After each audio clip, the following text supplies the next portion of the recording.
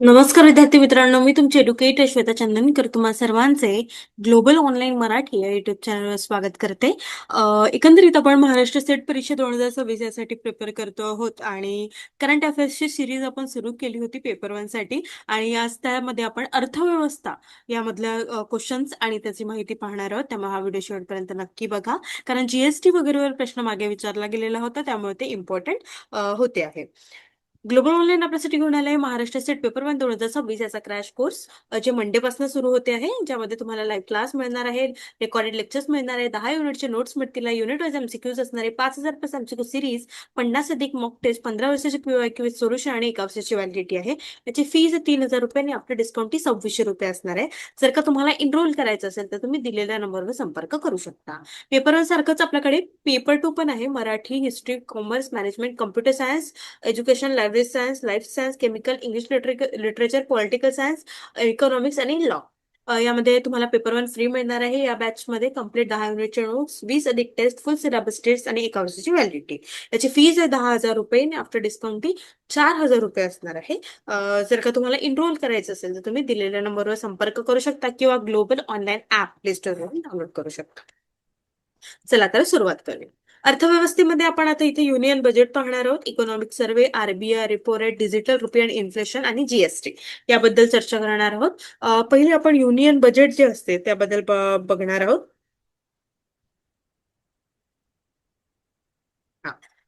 Union budget जे आहे केंद्रीय अर्थसंकल्प.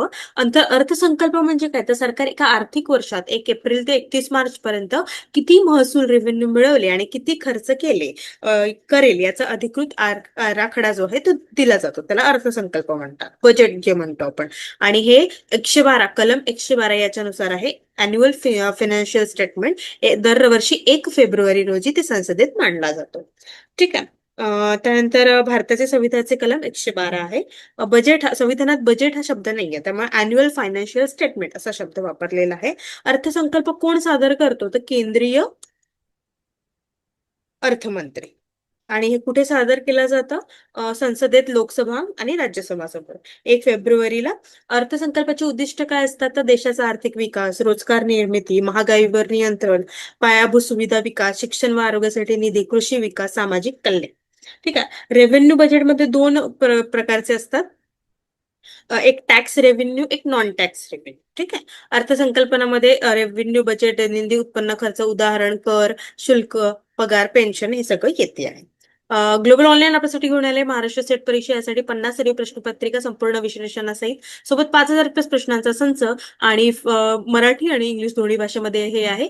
अमेझॉनवर हे अवेलेबल आहे, तिथून तुम्ही ऑर्डर करू शकता. ऑर्डर करायसाठी लिंक हवी असेल तर नक्की कमेंट करा. यामध्ये बघा मागील वर्षाच्या प्रश्नपत्रिका आहेत, युनिट वाईज प्रश्नपत्रिका आहेत आणि मॉक टेस्ट आहे. इंग्लिशमध्ये सुद्धा मॉक टेस्ट आहे, प्रिव्हायक्यू पेपर आहे, युनिट वाईज क्वेश्चन पेपर आहे. जर का तुम्हाला 75 प्लस मार्क्स मिळवायचे असेल तर पीवायक्यू प्रश्न आणि मॉक टेस्ट देणं खूप आवश्यक असते, त्यामुळे ही नक्की खरेदी करा. ठीक आहे. तर रेव्हेन्यू याच्यामध्ये टॅक्स रेव्हेन्यू आणि नॉन टॅक्स रेव्हेन्यू अशा पद्धतीचं असतं. कॅपिटल बजेट म्हणजे काय, तर भांडवली अर्थसंकल्प. यामध्ये कर्ज, मालमत्ता निर्माण करणारा खर्च, महामार्ग, रेल्वे, धरणे, विमानतळ हे सगळं येतात आहे. कर्जाची परतफेड आणि डिसइन्व्हेस्टमेंट. ठीक आहे. त्यानंतर सरकारचं एक म्हणजे यामध्ये फिस्कल डेफिसिट असतं. सरकारचा एकूण खर्च किती आहे आणि एकूण उत्पन्न किती आहे. एकूण खर्च आणि एकूण उत्पन्न. ठीक आहे. रेव्हेन्यू डिफाईस म्हणजे महसूल खर्च हा मोठा असतो महसुली प्राप्तीपेक्षा. नंतर प्रायमरी डिफाईस मध्ये फिस्कल डिफाईट जे आहे ते इंटरेस्ट पेमेंट्सवर अवलंबून असतात. संसदेमध्ये अर्थसंकल्प प्रक्रिया काय आहे, तर अर्थसंकल्प सादर करणे, सर्वसाधारण चर्चा करणे, demand for Grant, appropriation bill, finance bill आणि राष्ट्रपतीची मंजुरी. ठीक आहे. बजेटमध्ये कोणत्या गोष्टी असतात, कर प्रस्ताव, शिक्षण, आरोग्य, शेती, रेल्वे, पायाभूत सुविधा आणि रोजगार. आणि भारतामध्ये 3 निधी आहे. इथे मी तुम्हाला सांगते, भारतामध्ये 3 निधी आहे. एक consolidate fund of India CF, एक कॉन्टिजेनेसिस फंड, त्यानंतर public account of PF. PF आपल्याला माहिती आहे, भविष्य निर्वाह निधी. कॉन्टिजेनिस फंड ऑफ इंडिया म्हणजे आपत्कालीन खर्च, आपत्कालीन. आणि कॉन्सोलिडेट म्हणजे सर्व कर महसूल, सरकारी खर्च, सर्व सरकारी खर्च. ठीक आहे. आणि इकॉनॉमिक सर्व्हे म्हणजे काय तर बजेटपूर्वी संसदेत सादर होणारा भारताच्या अर्थव्यवस्थेचा अधिकृत वार्षिक अहवाल. ते तयार कोण करतं? डिपार्टमेंट ऑफ इकॉनॉमिक अफेअर्स करतं. ठीक आहे. त्यानंतर मिनिस्ट्री ऑफ फायनान्स यामध्ये काय असतं? तर GDP growth, inflation, employment, agriculture, industry, service, export आणि गव्हर्नमेंट ऑफ पॉलिसीज हे इकॉनॉमिक सर्व्हे मध्ये येतं. त्यानंतर येतं RBI, reserve bank of India. स्थापना कधी झाली? 1 एप्रिल 1935 ला झाली. आरबीआय ऍक्ट जो आहे 1934 ला आलेला. रिझर्व्ह बँक ऑफ इंडिया ही भारताची केंद्रीय बँक आहे, सेंट्रल बँक आहे, ज्यामध्ये देशातील चलन व्यवस्था, बँकिंग व्यवस्था आणि पतधोरण, मॉनिटरी पॉलिसी नियंत्रित केलं जातं. ठीक आहे. 1 जानेवारी 1949 ला राष्ट्रीयकरण करण्यात आलेलं होतं. मुख्यालय हा मुंबईला आहे. वर्तमान गव्हर्नर कोण आहे? गव्हर्नर संजय मल्होत्रा. सगळ्यांनी लिहून घ्या, विचारू शकते. संजय मल्होत्रा. आरबीआयचं बोधवाक्य काय आहे? Developing with trust. आणि प्रतीक काय आहे? वाघ आहे आणि ताळाचे झाड आहे. आरबीआयचं प्रमुख कार्य काय आहे? ₹1 ची नोट भारत सरकार जारी करते आणि ₹2 वरील त्यावरील सर्व नोटा आरबीआय जारी करते. ठीक आहे. केंद्र व राज्य सरकारची बँक म्हणून काम करते, सरकारची खाती सांभाळते आणि सरकारी कर्जाचे व्यवस्थापन पण करते. सर्व व्यापारी बँकेची बँक आहे, बँकांना कर्ज देते आणि बँकांवर नियंत्रण ठेवते. यामध्ये कोणकोणतं आलं? रेपो रेट आलं, एसडीएफ आलं, स्टँडिंग डिपॉझिट फॅसिलिटी, एमएसएफ आलं, कॅश रिव्हर्स रेशो आलं, इन्फ्लेशन कंट्रोल, महागाई नियंत्रण आलं, विदेशी चलन साठा, बँकेचे नियमन हे सगळं यामध्ये येत आहे. मॉनिटरी पॉलिसी कमिटी जी आहे, मी सांगते ना, मॉनिटरी पॉलिसी कमिटी ती 2016 ला झालेली आहे. 6 सदस्य असतात, याच्यामध्ये 3 आरबीआयचे आणि 3 केंद्रीय सरकारचे असतात. ठीक आहे. याचा उद्देश काय असतो? रेपो रेट जो असतो ना, तो निश्चित करणे आणि महागाई नियंत्रित करणे. आता रेपो रेट काय आहे? तर आरबीआय व्यापारी बँकांना ज्या व्याजदराने अल्पकालीन कर्ज देते त्याला आपण रेपो रेट म्हणतो. ठीक आहे. रिव्हर्स रेपो रेट काय आहे मग? यापूर्वी बँका आरबीआय कडे पैसे ठेवत असतात, त्याला व्याजदर मिळतो. आरबीआयची कार्य: चलन जारी करणे, ₹1 नोट भारत सरकार जारी करते, बाकी सर्व नोटा आरबीआय करते. बँकर टू गव्हर्नमेंट, केंद्र आणि राज्य सरकारची बँक, सर्व बँकांचे नियंत्रण, परकीय चलनसाठा, महागाई नियंत्रण आणि repo rate, reverse repo rate निश्चित करते. मॉनिटरी पॉलिसी 2016 ला स्थापन झाले. 6 सदस्य असतात, 3 आरबीआय, 3 केंद्र सरकार. उद्देश काय? रेपो रेट निश्चित करणे, महागाई नियंत्रण करणे. रेपो रेटचा अर्थ मी तुम्हाला सांगितला. व्यापारी बँकांना जर व्याज दराने कर्ज देतो त्याला आपण रेपो रेट म्हणतो. त्यांनी काय होतं? ते जर का वाढलं तर लोन महाग होतं, ईएमआय वाढते. रेपो रेट कमी झाला तर लोन स्वस्त, गुंतवणूक वाढते, रोजगार वाढतो. रिव्हर्स रेपो रेट काय असतं? बँका आरबीआय कडे पैसे ठेवतात, हे रिव्हर्स आहे. त्यावर आरबीआय काय करते? त्यांना व्याज देते. ठीक आहे. आरबीआयची महत्वाची कार्य आपण पाहिली: चलन जारी करणे, महागाई नियंत्रण, बँकाचे नियमन, परकीय चलन साठा हे सगळं आहे. आता डिजिटल रुपी, सीबीडीसी याचा फुल फॉर्म काय? Central bank digital currency. ठीक आहे. आरबीआय कडून जारी केले गेलेले डिजिटल चलन आहे हे. त्यानंतर रिटेल सीबीडी, सामान्य नागरिक ज्या होलसेल सीबीडीसी करतात. बँका मोठे व्यवहार, फायदे, cashless economy, fast payment, safe payment अशा पद्धतीने ते आहे. ओके. इन्फ्लेशन काय आहे? तर आपल्याला प्रश्न कसा विचारू शकतो की आरबीआय कधी स्थापन झालं, ऍक्ट कोणता आहे, मुख्यालय कुठे आहे, सध्या कोण गव्हर्नर आहे, डिजिटल रुपी म्हणजे काय आहे, ₹1 नोट कोण जारी करते, हे सगळं प्रश्न आपल्याला विचारले जाऊ शकतात. इन्फ्लेशन म्हणजे महागाई, वस्तू व सेवांच्या किमतीमध्ये वाढ असणे. कन्झ्युमर प्राइस इंडेक्स, ग्राहकाच्या वस्तूच्या किमतीमध्ये वाढ होणे. आरबीआय यावर लक्ष ठेवते आणि होलसेल प्राइस इंडेक्स देते. त्यानंतर जीएसटी. जीएसटी काय आहे?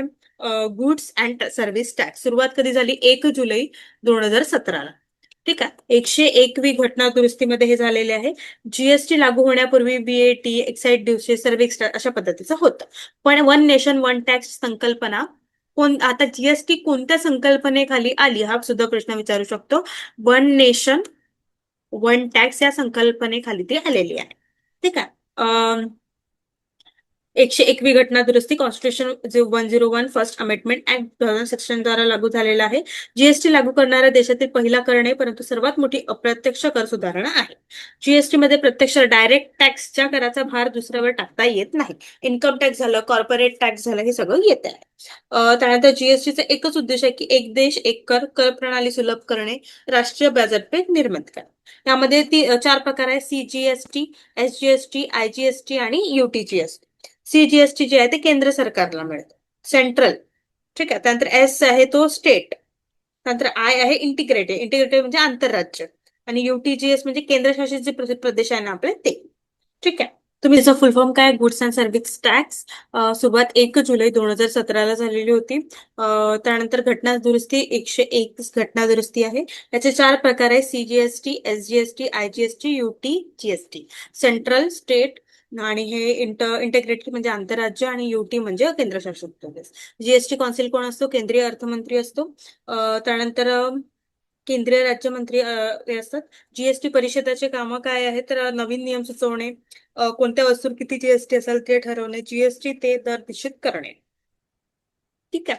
यामध्ये आपण वन लाईनर, आरबीआय कायदा, आरबीआय राष्ट्रीयकरण, अर्थसंकल्प, जीएसटी सगळं आपण हे महत्वाचे आहे एमएसएड साठी. जीएसटीचे फायदे काय? वन नेशन वन टॅक्स, कर प्रणाली सुलभ होते. तोटे काय आहेत? तर इंटरनेटवर अवलंबित राहावे लागते, वारंवार रिटर्न भरावे लागतात, काही वस्तूवरील कर वाढले जाते. चला, आपले आता प्रश्न घेऊया. आणि हे एक प्रकारचा अप्रत्यक्ष कर आहे. भारतीय संविधानाच्या कोणत्या कलमात वार्षिक आर्थिक विवरणपत्र युनियन बजेट नमूद केले आहे? कलम 110, कलम 111, कलम 112, कलम 114. चला सांगा बघू.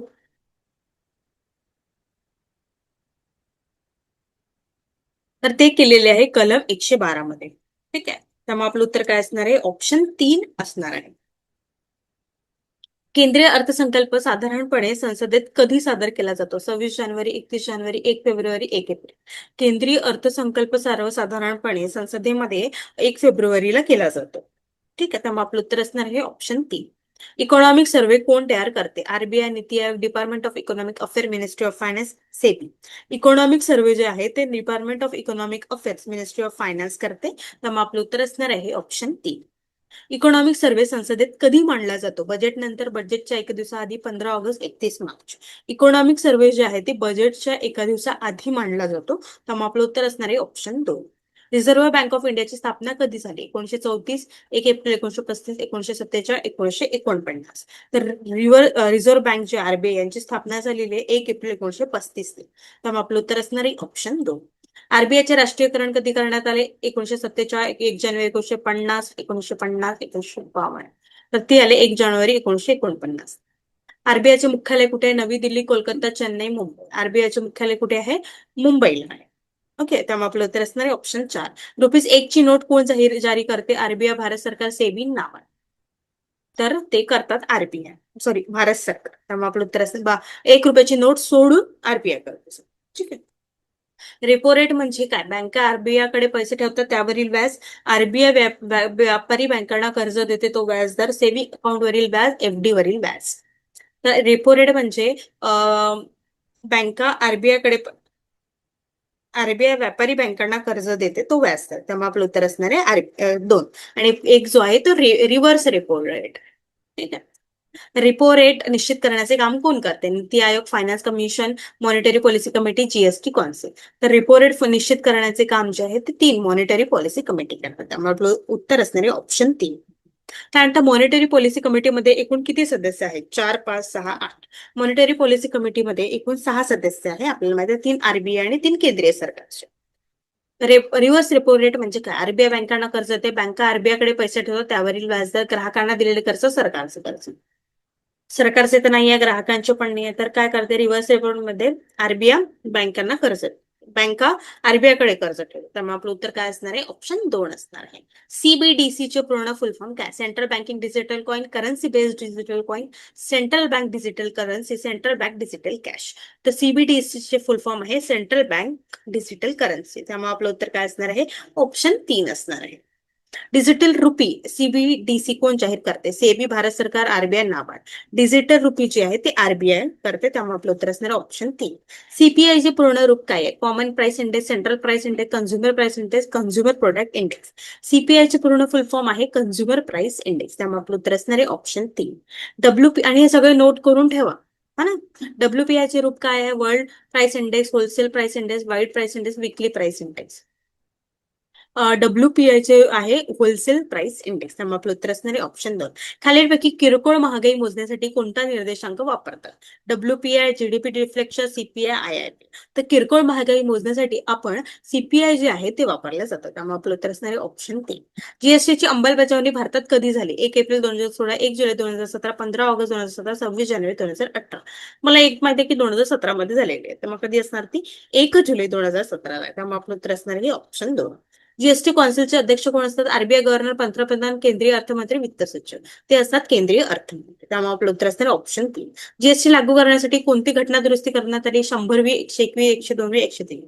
जीएसटी लागू करण्यासाठी 101वी जी घटना दुरुस्ती आहे ती करण्यात आलेली होती.